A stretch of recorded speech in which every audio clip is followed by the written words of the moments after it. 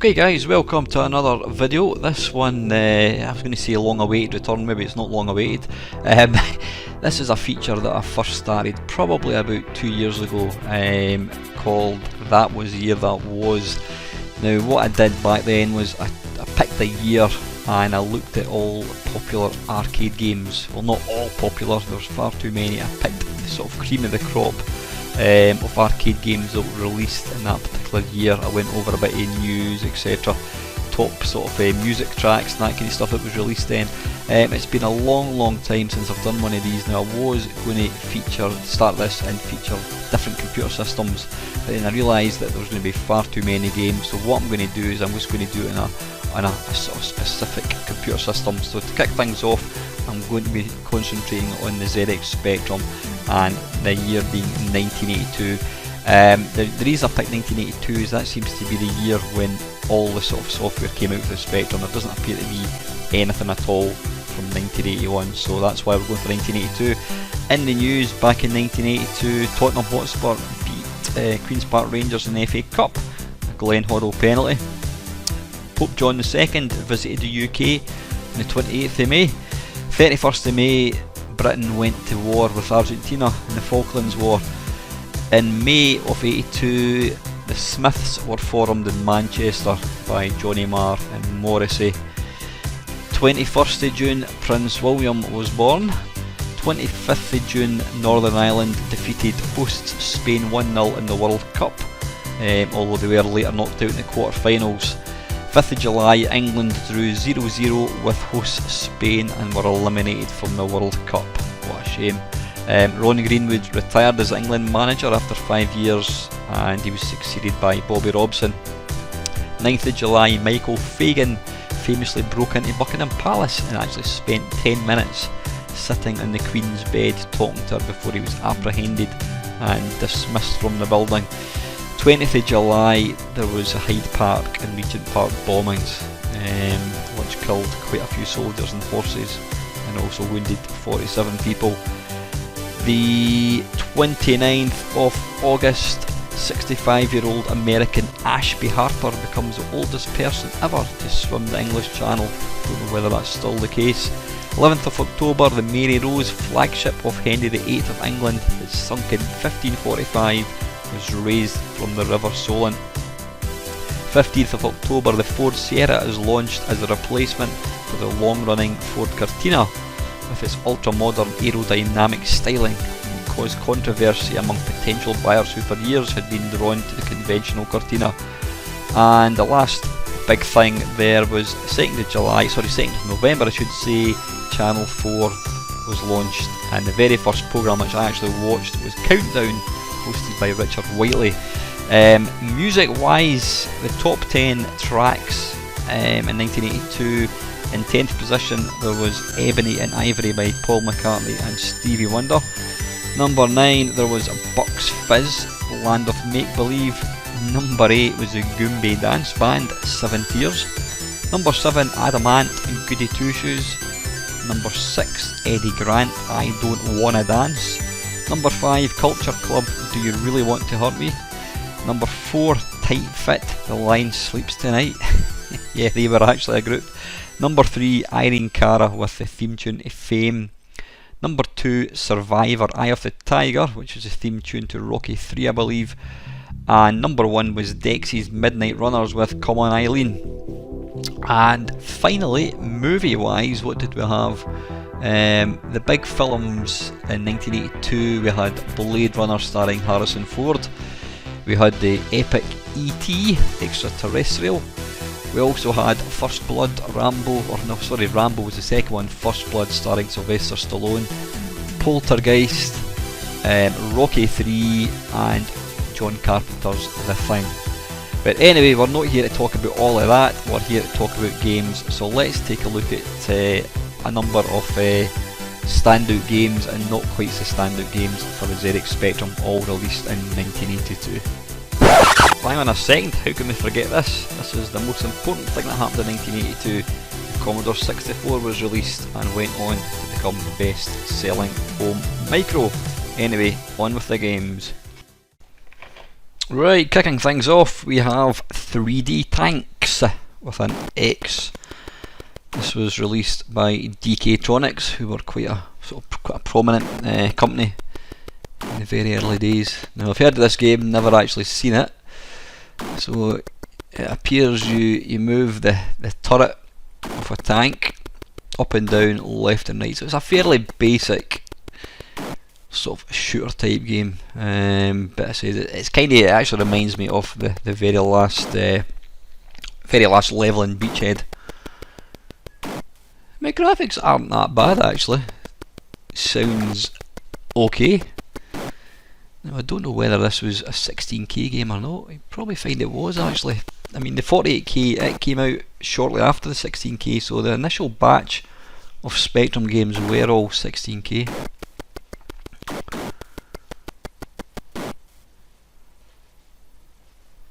So it's fairly repetitive, but you know, what do you expect? But I say graphics and sound are alright. It says at the bottom there, Type 1. No idea what that means. Ah, so you've only got so much ammo as well. So I'm presuming you've got to try and hit as many as you can with the ammo, and then you move on to the next round, I presume.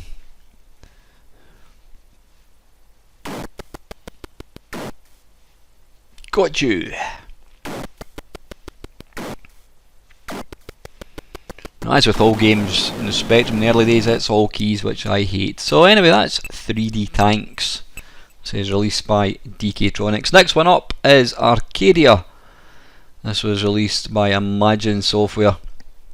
Now I did put out an Imagine Software video fairly recently. Now this was the original Imagine, not the one that went on to make all the Konami conversions. That was actually under the Ocean banner. This is the original Imagine Software.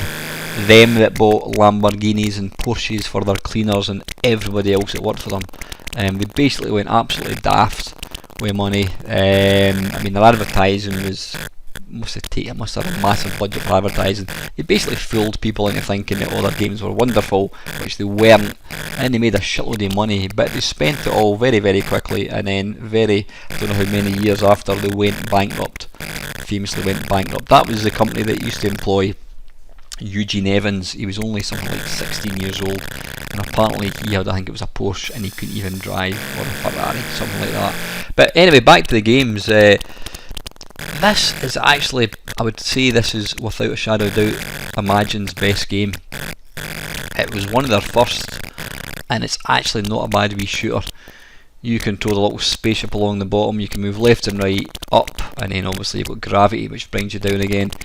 You've got to try and shoot as many baddies. Now I always thought the wee explosion was quite impressive looking. Now the important thing to notice with this game is the timer at the top left. You'll see it's, go back to 99 again. You've basically got to try and survive until the timer gets all the way down to 0, and when that happens, any baddies that are on the screen just rush down the screen at you. So what you want to try and do is to have only one baddie left by the time the timer hits 0, or else you've got no chance. It's fairly repetitive, but it's actually quite a good wee shoot 'em up even. Yeah, it's not bad. I mean, I did have this on the C64, and it's, but I think the Spectrum this was the original.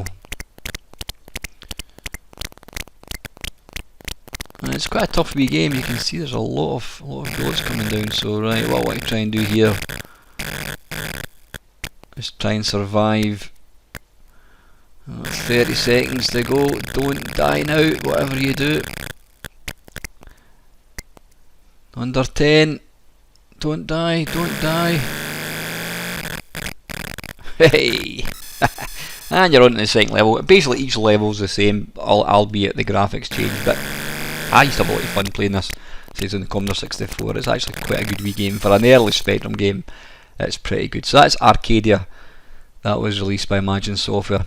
Next up, Spectrum Centipede, DK-Tronics. Now this was back when licensing didn't matter. If a company brought out a brand new sparkling video game, you could just bring out your own version and you could call it Centipede and nobody cared. I could just imagine imagine the reaction to Nintendo or PlayStation if you did that nowadays. But yeah, back then nobody really bothered. I mean, if they were wanting to make an effort, they would call it Centipede with 2 E's. But in the case of DKtronics, they obviously didn't give a smeg, so they just called it Centipede,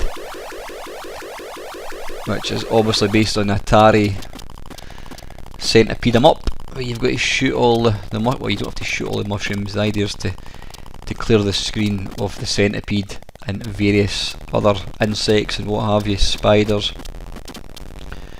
Now I'm using, this is what do you call it, this is keyboard only, but I've managed to, there's a little nifty program which allows you to map key presses to a joystick, so I'm using this in the joystick, but it only seems to have left, right, up and down. It doesn't appear you can actually move, you know, diagonally.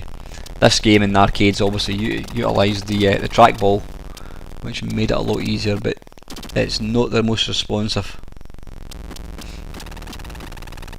Don't die! Ah, bollocks! But it's actually not a bad wee version of Centipede. I'm sure if you could get used to the controls using the buttons or using the keyboard, you'd probably be alright. But graphically wise, it looks alright. It's no slouch. You know, it moves as it should. And that didn't even hit me. It completely bypassed me.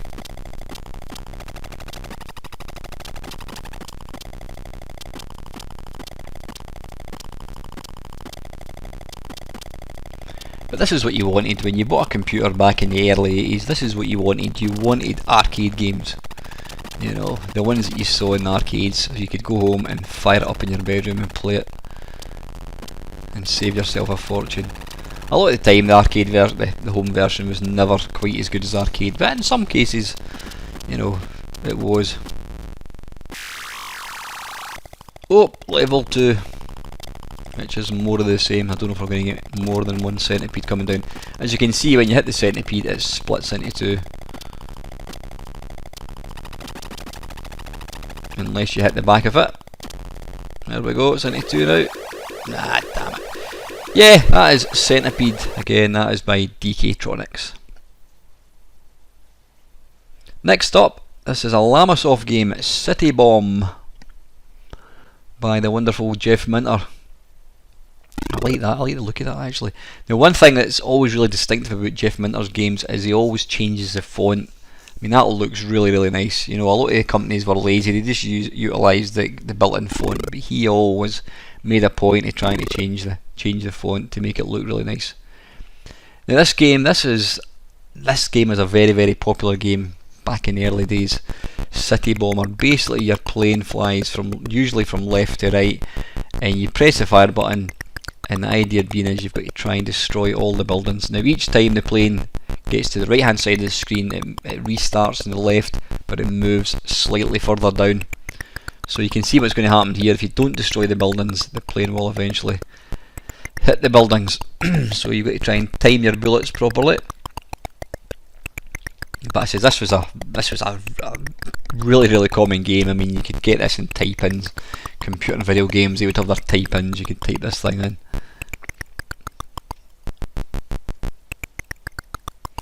But graphically, it's actually quite nice. I mean, the wee sort of buildings are really detailed looking. And you can see the little camel icon at the very top. Very distinctive Mr. Minter.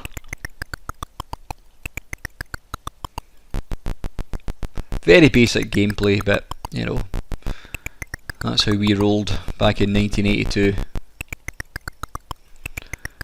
I'm going to make an arse of this. I'm going to have to take out that yellow one. Oh, too slow. Need to get this white one. Missed it. Oh, I'm going to hit the yellow one, I think. Yep, it's game over. So that's City Bomb. That was by Lamasoft. Right, this next one, this is, what is this one called? This is called Defender. Yeah, I've got a list of games here actually. Defender, and this is by Blaby Software. Yeah, Blaby. I remember seeing adverts in computer and video games. Yeah, this is Defender. What is quite impressive about this game is a little the little radar at the top is very, very detailed. That's quite nice. It kind of looks more like a scramble game mixed with the City Bomber, with this sort of scramble landscape and the City Bomber landscape. Now again, I've managed to configure the joystick to work with this, which makes it that wee bit easier, because it does actually have proper controls: up, down, turn and thrust. I think it's also got hyperspace, but I didn't actually get that far in to set that up. But yeah, you can see there it's Defender with a twist. I mean, Defender's normally just across a barren landscape, but in this one you've got your little you've got your buildings, and these are the wee guys you've got to try and rescue. Well, you don't have to rescue, you just got to protect them actually. It looks like you're being attacked with killer sweets. But you know what, for such a basic game, I mean, I don't know if this is written in BASIC or not, it actually plays alright. So just utilise a little radar at the top to see what's coming. You can also identify where baddies are. So yeah, that's actually not half bad. It plays a lot better than it looks. That's Defender. That's by Balabi. Right, this next one needs no introduction. It's the Mighty Football Manager by Mr. Kevin Toms, written in 1982, and it's in BASIC. And the reason I know that is because I interviewed the great man about 2 months ago. If you like Football Manager, go and check out the interview that I had with him. Really, really nice guy. Anyway, yeah, Football Manager. I can always remember seeing going into my local video store back in probably 1982 to rent a video, and seeing these computer games. There was actually computer games that you could rent, and that was one of them. Now, what really set sort of this game apart was the fact that it had reviews written on it. I mean, Kevin told me that people used to write to him and say how much they loved the game, so he actually used to sort of copy and paste and actually post quotes on the cassette inlay, you know, with people. He said he didn't make them up. He says they were all genuine letters that he got, basically saying how wonderful it was. And of course, what was very distinctive about Addictive Games covers was the big floating head of Mr. Toms himself. He looked like Billy Connolly. So yeah, Football Manager, this is the first time I've actually seen it on the Spectrum. I believe I think the very, very first version of this was the TRS-80, then followed by the ZX-81, then followed by the Spectrum. Now the Spectrum, I think, was the first one to introduce graphics. Now I did get this on the C64, and I was literally addicted to it. I mean, it's it's as basic as they come, and it was quite literally written in BASIC. But it's edge of your seat stuff. You're sitting there watching your wee stickmen running about. Now, I mean, it just looks ridiculous if you look at the size of the goals compared to the minute, tiny little goalkeeper. I mean, the goals are probably, I don't know, 4 times the size they should be. So yeah, I mean, you see obviously this is just a little highlight of the actual game itself. You don't get any sort of like midfield stuff. It's just, you know, either goal, either side sort of thing. So we can see here Arsenal, I think, are winning 2-1. Now you only get the option to play in black or white. You don't get any other colours. No gold. Don't remember seeing that in the C64 one. But yeah, it looks shite. But I've got to say, it's one of these games. The playability completely belies. The graphics completely belie just how playable and fun the game is. Okay, now you notice there you could actually print off, if you're lucky enough to have a Spectrum printer, you could actually print off the results. Obviously, being written in BASIC, it does take a wee while.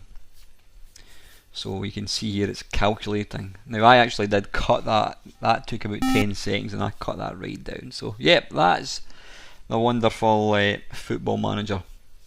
This one here, Frenzy by Quicksilver. Now I think Frenzy, there is an arcade game called Frenzy, and it's almost like a sequel to Berserk, which is a particular favourite of mine. Now this looks and plays pretty much like Berserk. Never played Frenzy, I actually need to check it out. I mean, Berserk was one of these games that I started playing a couple of years ago, and I really enjoy playing it. It's a tough game, but it's an excellent game. But this one, I says it does look more like Berserk. You can see there it's character-based movement, so the robots jump per character, is it 8 pixels, whatever it is, I'm not too sure, rather than sort of moving smoothly. Again, it's one of these games, it's written for keys, like most games. I mean, that, you know, joystick games in the very early days was, you know, I don't think it even existed, because until somebody invented the joystick adapter or interface, you simply couldn't connect the joystick to the Spectrum. It plays alright. It's, again, I've got the keys configured to the joystick, and they tend to jump all over the place. It's not the most responsive.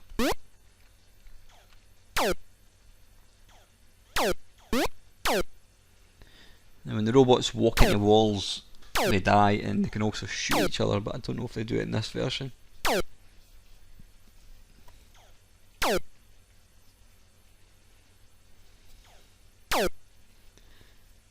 And there's not really any, but the only animation you've actually got in the robots is a little eye moving from left to right. They don't even have any walking animation, they just jump. But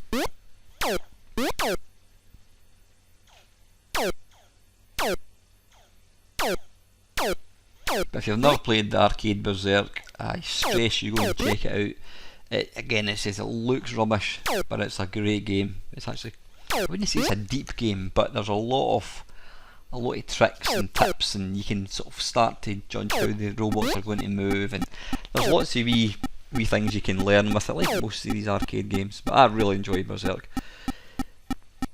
Now that's Evil Otto.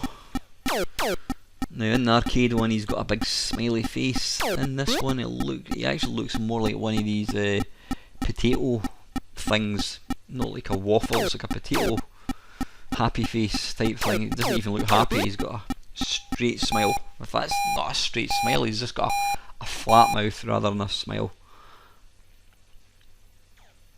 Talking of waffle, I'm completely waffling with this one. Gotcha! Yeah, anyway, that is Frenzy. That was by Quicksilver. Right, another one by Arctic Computer. This is Galaxians.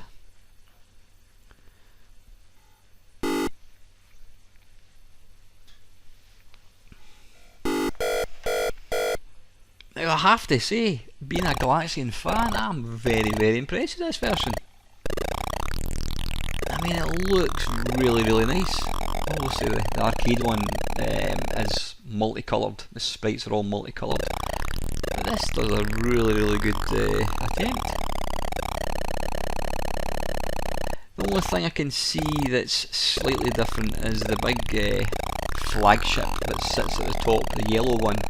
It's a spaceship in the arcade, whereas in this one it's just it's the same wee sort of baddie template thing that they've used. But this is actually really good.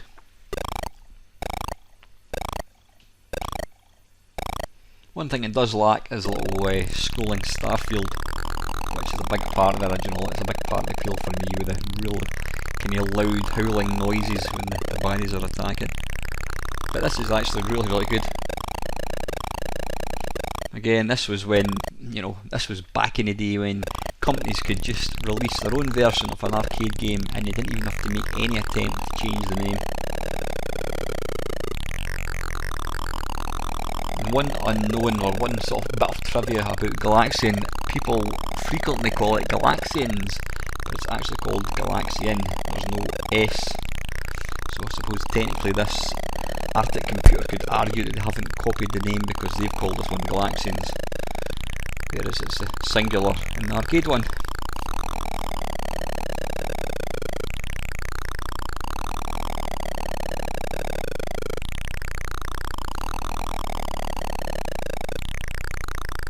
But it does feel very, very Galaxian-like, you know, it feels like the arcade one.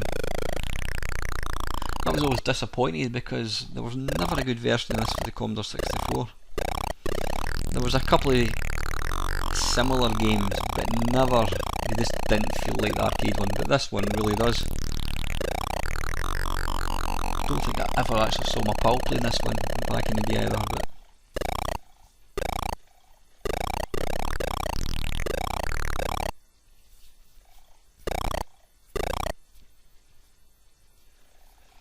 the tip to get big points in this game or the Arcade Galaxian is not to just do what I'm doing and shooting them when they're sitting still.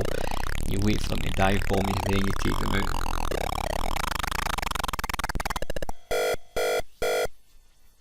But that is a really nice version.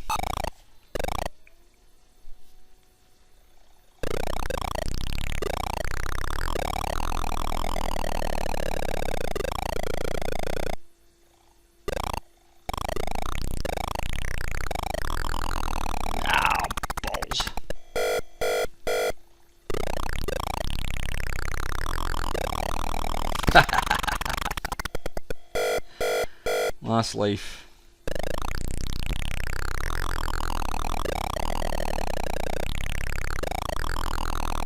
Whoa. It's game over. Yeah, really nice version. Right, next one up. It's another game by Arctic. It's called Gobbleman.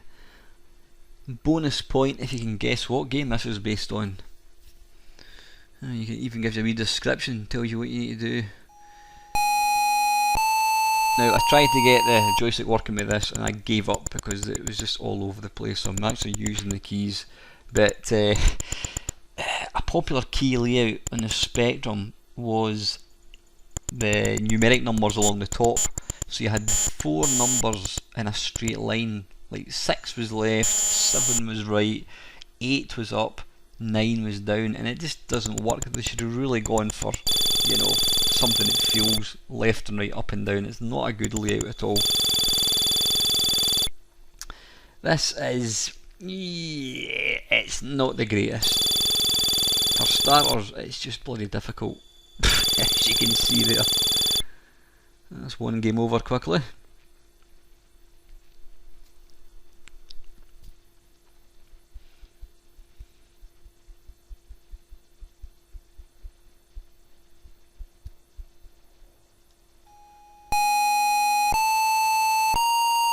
And you've even got some music.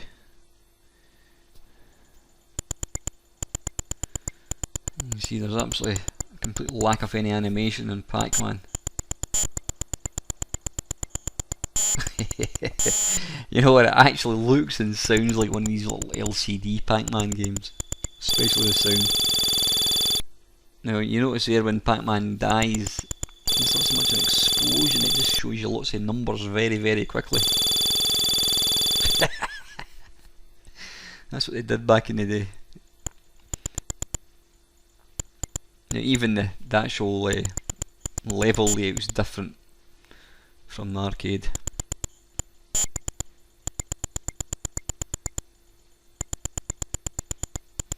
The thing is, if you didn't like this game, if you didn't like this version of Pac-Man, there was always a million other versions of these. I mean, that was, the early games were pretty much arcade conversions.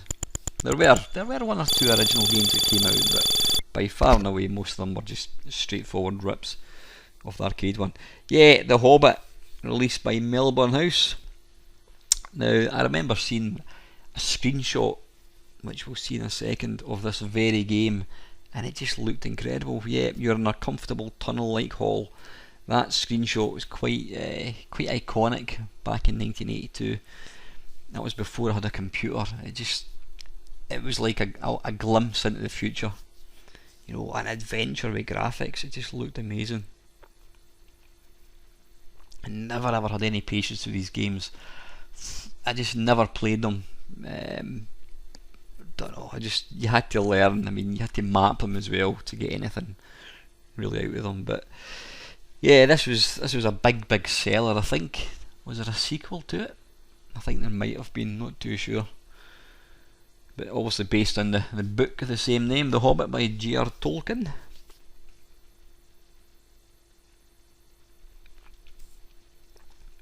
It seems outrageous nowadays to actually wait for a screen to finish drawing itself, but that was just part and parcel of what we were used to back in the early 80s. And although the graphics there look really basic, it was enough just to give you some impression of what you were actually doing, and your mind filled in the rest.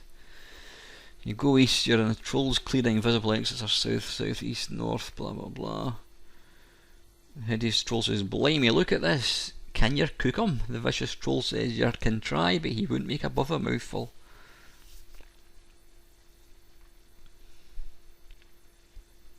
I'm sure if you had the original of this, then you would it would give you the commands that you could use. Usually, like, north as an N, S is south, east, west. You had look, pick up, talk, use.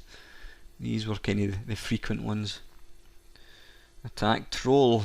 Which troll? The Vicious Troll.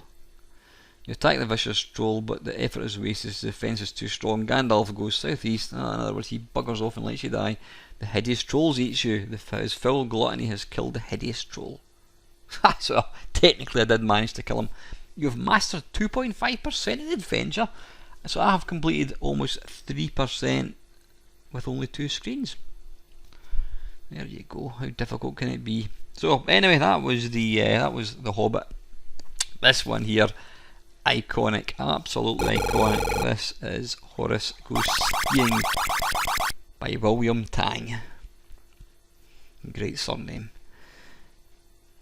Horace was, I suppose you could say, he was the very first kind of mascot of the 8-bit era. Well, Spectrum, it was the game was released by Sinclair Research, or whatever they were called back then. He's a rather hideous looking creature. I'm not quite sure what he's supposed to be. And what's odd is they've kind of merged 2 popular arcade games together. You've got Frogger, then you've got, well, in fact, saying that skiing was an arcade game. I don't recall there being an arcade game as such based on skiing, but the actual skiing part is really good fun. It plays really well. It's obviously very simple, left and right,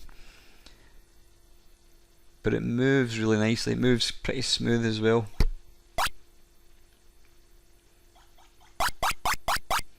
But whatever became of Horace? I mean, I think he starred in, there was Hungry Horace, there was Horace and the Spiders. Was that it? Was there any other ones? I can't recall if there were.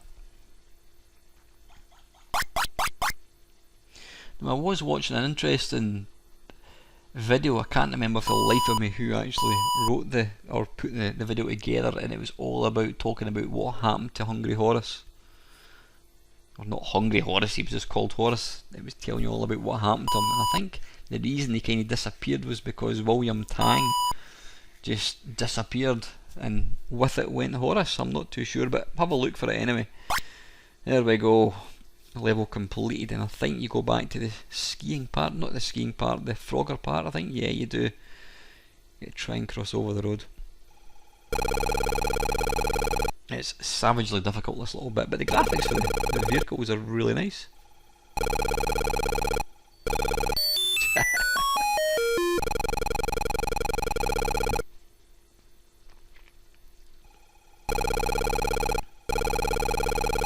This was a really popular game that used to always get in display in shops. Probably because it was one of the most impressive games for 1982. Sorry, no money, no ski. Yeah, that was Horace Goes Skiing. This was, I don't know if this came before or after, this was Hungry Horace, which is basically Pac-Man.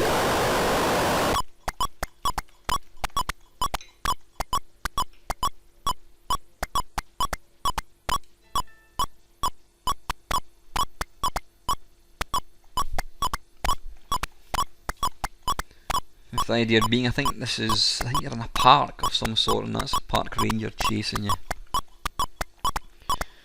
Now you've got to eat the flowers. I'm not quite sure. You've got to eat the flowers. Now if the park ranger catches you, you die.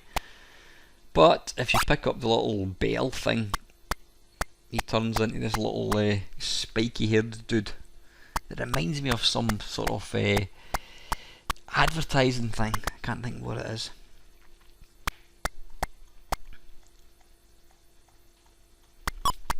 But this is basically Pac-Man.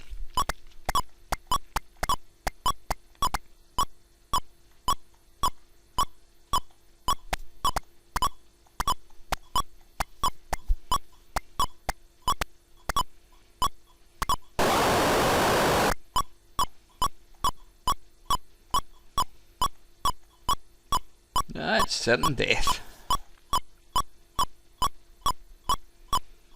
Right, so I need to lure him down here to try and get rid of him.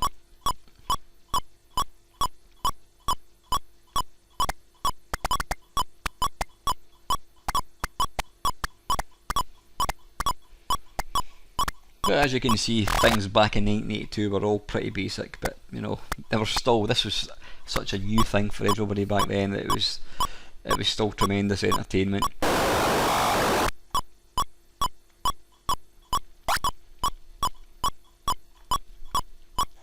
Again, I think this was probably in the 16K spectrum. So you can only imagine what happened when the 48 one came out, you know, 3 times the memory, wow.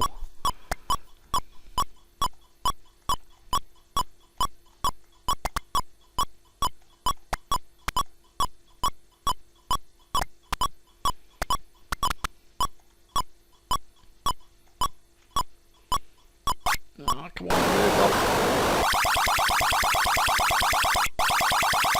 You can actually hear the sort of the game slowing down when you've got more than one of these wee characters on the screen. Yes, that's Hungry Horace. Right, next one is, what is this called? Meteor Storm. I'm looking for the name in that, so let's see it. Meteor Storm, again, this was released by Quicksilver.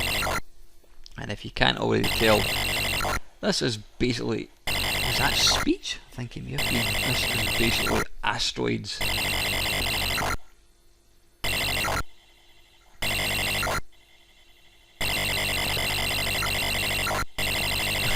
The code is not too bad, it's slightly crude. The movement isn't too smooth. You know, you can only turn in 6 directions, unlike asteroids. Using the vector graphics, the ship can rotate nice and smooth. This one you can only turn in up, down, left and right, plus the 4 diagonals. But it's got the asteroids, it's also got the little spaceships as well.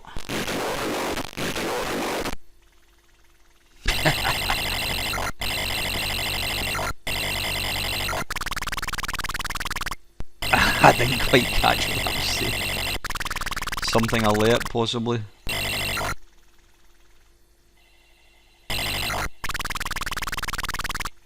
Boom!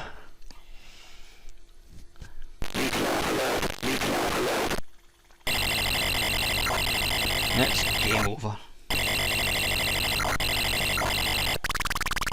Something alert, I think it was. It actually sounds, if you're of a certain age, you may remember Action Man. And if you pulled his little male doll dress up in various army costumes, and the really original ones had a little pull cord, and you pulled it out and it could talk, and it was basically used a little tiny plastic record as inside the thing. It sounds exactly the same quality as that.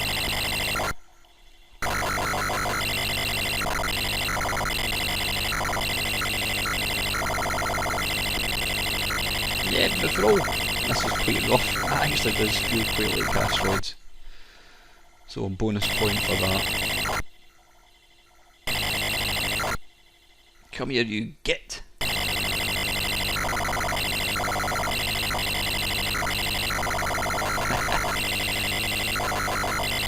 I'm determined to get this wee guy.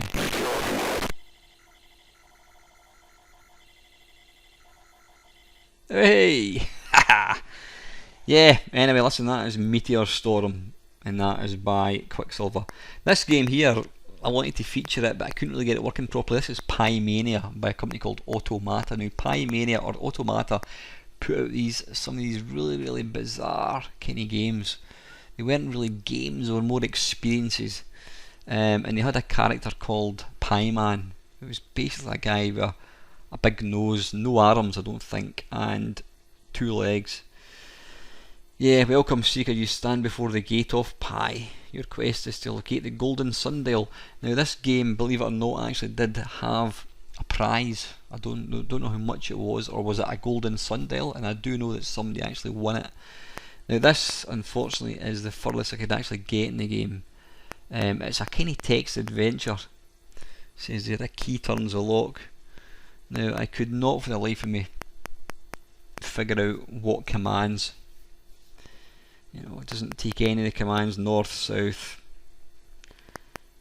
No, I've got absolutely no idea what I'm doing here. But yeah, it was a text-based adventure. But all the games from Automata, they were all quite bizarre. There was a revolutionary one called Deus Ex Machina, which was all about the sort of human body from the birth, starting from the sperm to, you know, being the fetus, and then the baby, then growing up. And it actually had big voice actors back in the day. You got an actual record or a tape that you played over the game. Very, very bizarre. But we'll take a look at that whenever it came out. Right, moving on. This next one is Planetoids, and this again was released by Sinclair Research, which was Sinclair's own sort of software company. You can see there, you can probably guess it's going to be Asteroids. Zebra X, okay. Right, so I'm actually using keys for this. Now right away you can see the actual movement of the ship is a lot smoother. It moves in sort of pixels rather than, you know, it doesn't. That last one we looked at, just it turned round and it only had 8 directions. This one can turn round in sort of varying degrees, so this one's a lot nicer looking. Even the asteroids look a lot nicer as well. You can destroy them, they actually break up quite convincingly.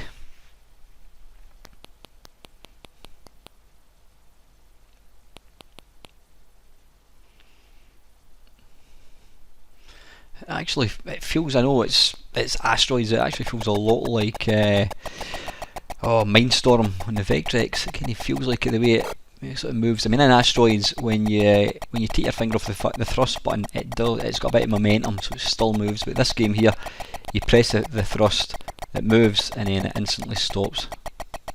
Is that bullets? I'm guessing it must be. So I think this would have probably been your game of choice for asteroids. Oh, what the hell, that was a big colour clash going on there when you destroy the spaceship. But there was probably so many different versions of this game. Like all arcade games back then, there was tons and tons of them. I mean, Donkey Kong had numerous ones. Some really nice, some not bad, and some goddamn awful. There was actually a game I wanted to feature in this called Crazy Kong by C-Tech. It's famously voted by Stuart Campbell as one of the worst games ever. It's just thoroughly unplayable, but I could not for the life of me get it to load. It's even got a really ridiculous loading thing, so I had to give up. I did have a look on YouTube to find if I could see anyone else playing it, but they always had the same problems as me, so I couldn't find it, unfortunately.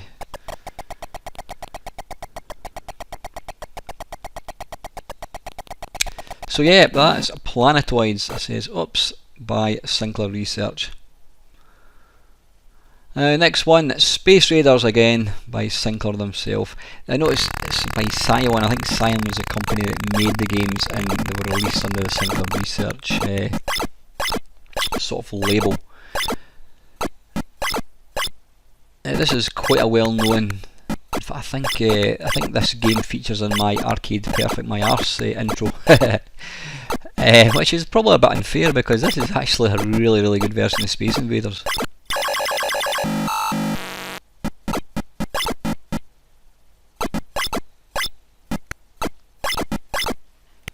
Yeah, movement's excellent, nice and smooth. You know, the baddies move, they kind of move out of turn, which they should do. But again, there was so many versions of Space Invaders. You can see from the games we looked at today, I mean the very early games, most of them were based on arcade games. There were 1 or 2 original games, sort of your Arcadia and what was it, 3D Tank, stuff like that, but by and large most of the games, even Hungry Horace was based on Pac-Man. Frogger for Horace Goes Skiing, although the wee skiing part was quite novel. And like I say, some companies sort of changed the names to avoid any copyright infringement, but other companies really didn't give a shit and just went full hog and called it exactly what the arcade game was called.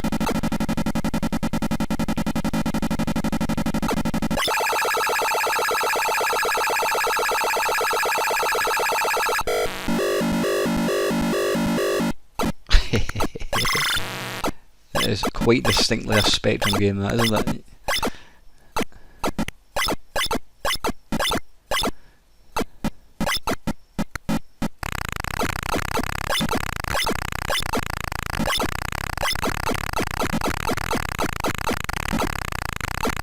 But yeah, it's a very, very faithful game of Space Invaders.